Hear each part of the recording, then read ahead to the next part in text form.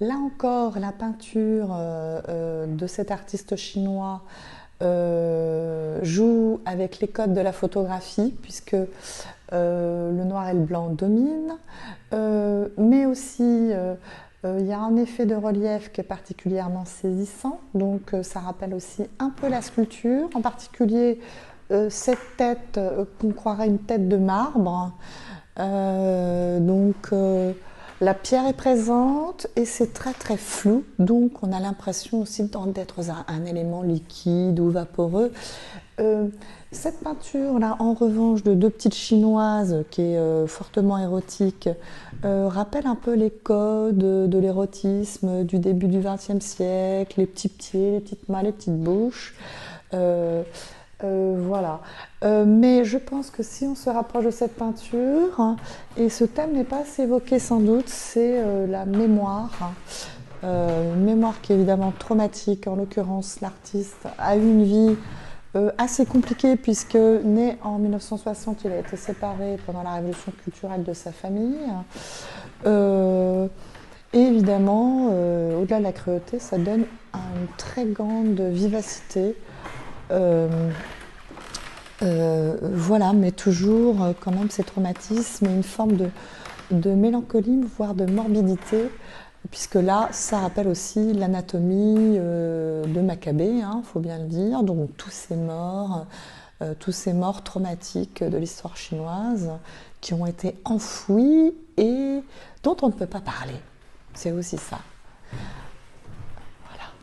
Mais un grand dynamisme et surtout cette très belle, un peu punk avec ce couple comme ça qui surnage, qui avance.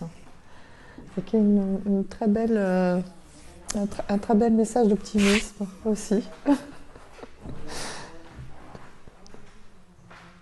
Alors, ce photographe Liu Bolin joue comme d'habitude avec les codes de la tradition de l'art chinois. En particulier, il va reprendre l'idée du paysage et du jardin. Et bien sûr, comme vous le savez, les intellectuels chinois se promenaient pour deviser dans les jardins chinois qui étaient une reconstitution du monde, de la cosmogonie chinoise où tous les éléments étaient représentés. Voilà, c'était un monde en petit. Bon, bien là, c'est plus du camouflage. Donc, on le voit là. Il faut vraiment attendre longtemps avant de voir sa silhouette. Effectivement, qui est dissimulée. Alors là encore, est-ce que c'est de la peinture, de la photographie? Là, c'est de la peinture sur lui, en tout cas, puisqu'il se peint sur lui-même. Donc, c'est assez virtuose, il faut bien le dire. Après, on devine davantage sa silhouette hein, à travers les céramiques comme ça sur les murs. Voilà, voilà.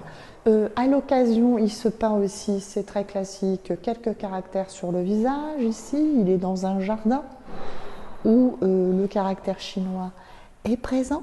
Voilà. Donc, c'est vrai que les Chinois, il faut le savoir, quand ils ne se comprennent pas, dessinent les caractères dans leurs mains, hein, c'est-à-dire ils sont porteurs de cette histoire à l'intérieur d'eux-mêmes, parce qu'ils sont iconoclastes, ils ont tendance à tout détruire pour tout reconstruire à la mode antique. Donc là, évidemment, on ne sait même pas si ces végétaux sont vrais ou pas, hein, parce qu'il y a toujours l'idée de l'illusionnisme chinois. Est-ce que c'est du fake ou pas? Donc là, en l'occurrence, on n'en sait rien. Oui, on y va. Voilà, c'est la dernière salle.